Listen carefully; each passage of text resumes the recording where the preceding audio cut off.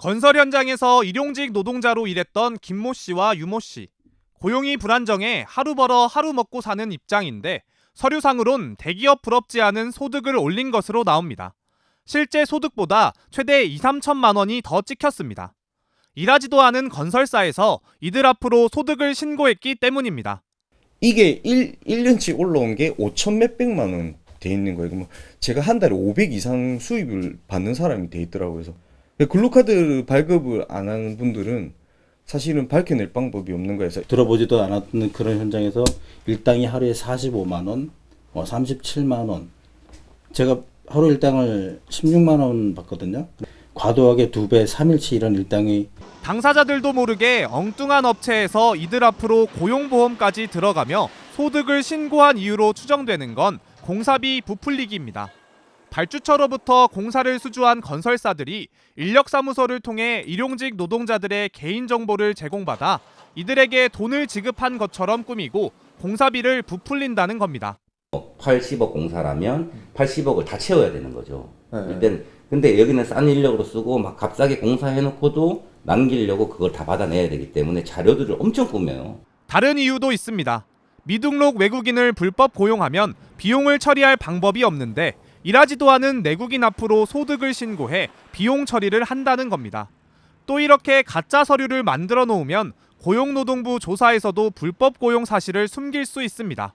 외국인을 쓰면서도 외국인을 안 쓴 것처럼 자료가 다 꾸며져 있어요. 저희가 이제 고소고발을 해봐도 나갔더니 다 내국인 자료인데 뭔 소리냐 해서 그냥 돌아오는 거죠.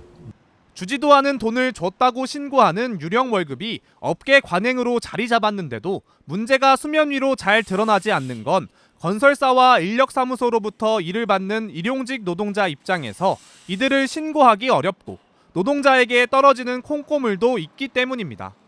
일용직 건설 노동자는 총 근무일수 252일을 넘기면 하루당 6,500원의 퇴직공제금을 받을 수 있는데 업체들이 허위로 근로기록을 만들어주면 어부지리로 근무일수를 채울 수 있어 이런 관행을 묵인하는 경우가 많습니다. 업계 사람은 다 아는 공공연한 비밀을 노동당국이 몰랐을 리 없습니다. 기존의 소극적인 태도에서 벗어나 적극적인 개입에 나서야 한다는 목소리가 나옵니다. 지난해 6월부터 올해 3월까지 원주의 한 건설 현장에서 일했던 일용직 노동자 김모 씨. 최근 일을 그만두고 실업급여를 신청하려는데 황당한 일을 겪었습니다. 일하지도 않은 건설사 10여 곳에서 김 씨의 이름으로 고용보험이 가입돼 있었고 받지도 않은 급여 1,000여만 원이 자신에게 지급됐다고 신고돼 있었던 겁니다. 심지어는 두 건설사에서 같은 날 고용보험 가입을 신고한 경우도 있었습니다. 김 씨는 허위 신고를 한 건설사들에게 따져 물었지만 돌아온 대답은 황당했습니다. 내가 거기 일한 적도 없고 근로계약 쓴 적도 없고 내가 가지도 않았는데 어떻게 위임장이 존재하느냐.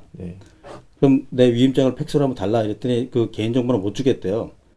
알고 보니 인력사무소가 김 씨가 맡긴 신분증을 활용해 일하지도 않은 건설사 이름으로 고용보험을 가입한 건데 업계 관행이라는 게 인력사무소 설명입니다.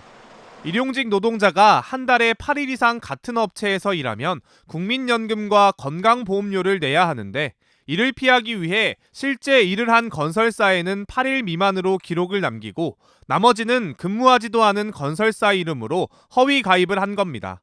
근무 내역을 조작하다 보니 고용보험 가입이 일부 누락되는 경우도 발생해 180일을 채워야 받을 수 있는 실업급여를 받지 못할 뻔도 했습니다. 전체가 224일이고요. 6월 달까지 올라온 게 159일이 올라와 있었어요. 50일이 소멸이 돼 있는 상태였죠. 하지만 인력사무소와 건설사는 김 씨의 동의하에 진행했다고 주장하며 책임을 서로에게 떠넘겼습니다. 그냥 저는 해달라고 하는데 그냥 해달라고 요청한 대로 해주는 거고 그거에 대해서는 세부적인 내용은 제가 잘 몰라요. 저희는 먼저 요청한 적은 없습니다. 용역업체 건설 현장에 안행이 그런 식으로 흘러가다 보니까 뭐 당연히 그렇게 하는 줄 알고 저희는 이제 좀 놓치던 부분이라.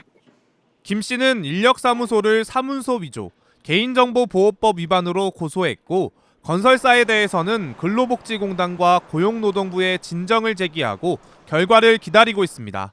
MBC 뉴스 유주성입니다.